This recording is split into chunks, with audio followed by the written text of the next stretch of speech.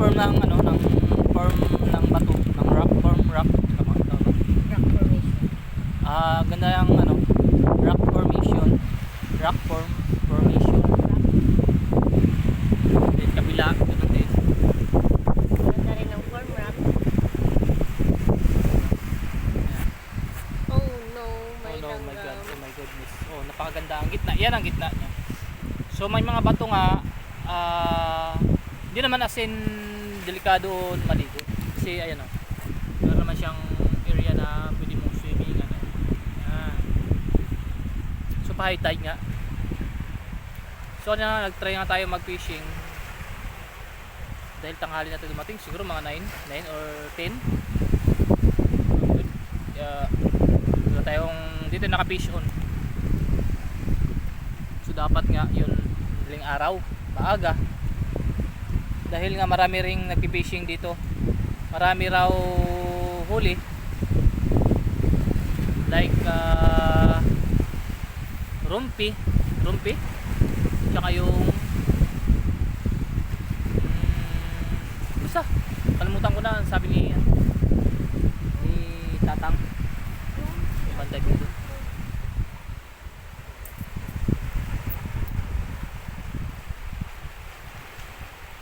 Ayan, ganda.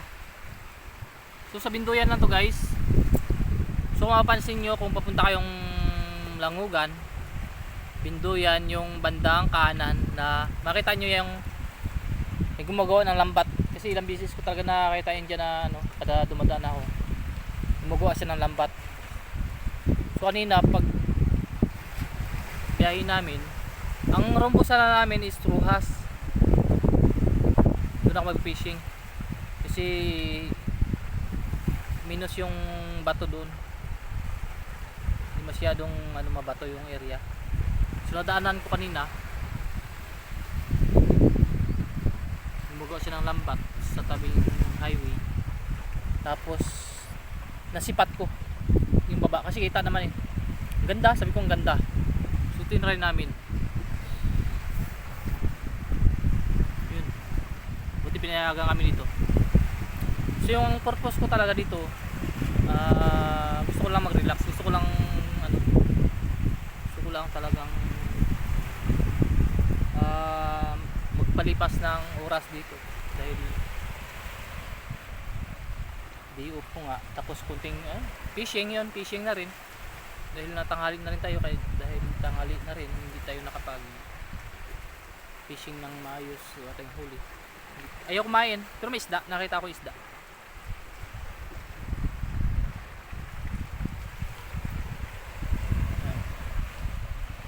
Ayaw lang, try ko mamayang hapon, siguro mga 3 PM. So mag-i-stay muna tayo dito, mag-i-stay muna tayo dito ng hanggang hapon. Ayan yung ano guys, yung daan paakyat.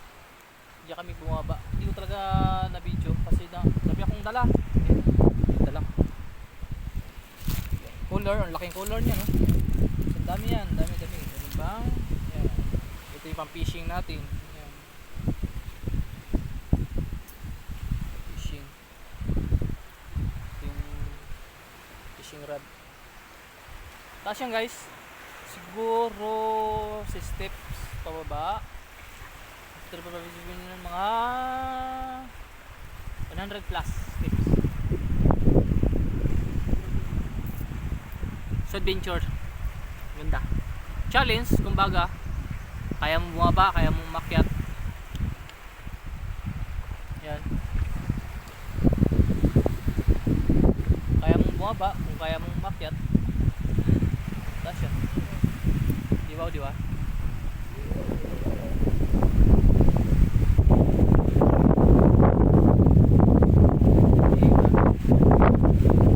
At ang linaw ng tubig. Hindi siya, kahit magalaw yung tubig, hindi siya malabo. Ang linaw ng tubig guys, ang linaw. So mamaya, i-video natin kung gaano kalinaw. Siguro magsi-swimming na rin tayo. Swimming ako. Naliligo ako kapag ka ano na, kalma na yung tubig. So magalaw pa, hindi pa natin kayang mag-swimming doon banda sa may medyo bato na yung area na yun. Kaya tayo kumalma. Siguro mga 3 PM siguro ano na yun. Ganda guys, so susunod na balik ko dito. Susunod na balik ko dito. Mag-overnight, try natin. Try naman natin mag-overnight dito. Nakaraan doon tayo sa may Gabins Beach Resort. So susunod natin na overnight dito na ulit. Yan. Area gusto mo overnight dyan pwede sa may bato na yan. Sa may ano na yan, rock form na yan, form rock na yan, form rock.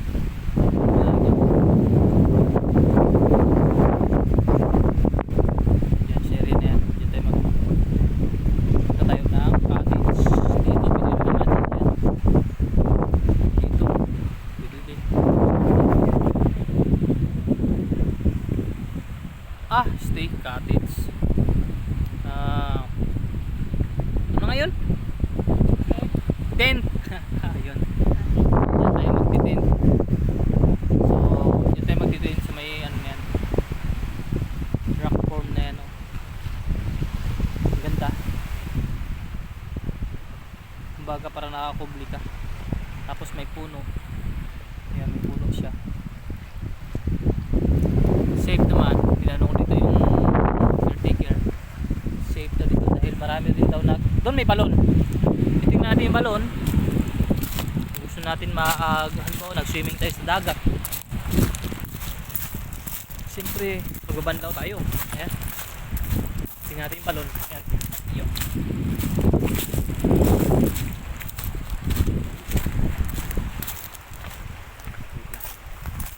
Saka tayo dito. Yung balon. Ayan. O, diba? Ayan, may hose. Hindi ko alam kung saan papunta yung hose na yan. Ay, putol nga. Ayun, putol.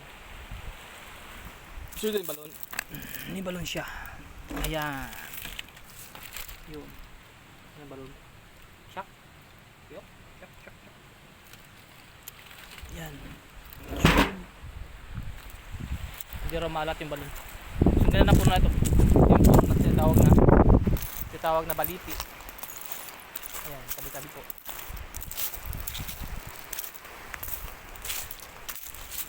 So yun dyan, yung Stasian highway na yan. Lapit lang.